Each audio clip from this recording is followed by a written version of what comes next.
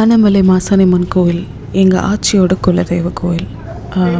அவங்களோட சொந்தக்காரங்க இன்னும் இருக்காங்க, பட் நாங்கள் டச்சில் இல்லை.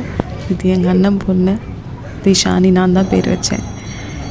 எங்கள் அம்மா கோவிலில் ஒர்க் பண்ணுறவங்க.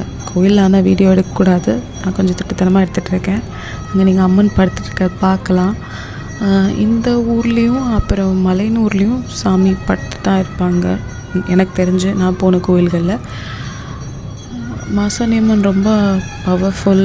அவங்களுக்கு அந்த நேர்த்திக்கல்லில் மிளகா அரைச்சி தேய்ச்சா அவங்களுக்கு யாராவது கெட்டது நினச்சாலோ இல்லை திருஷ்டி இருந்தாலோ போய்டுன்ற மாதிரி சொல்லுவாங்க.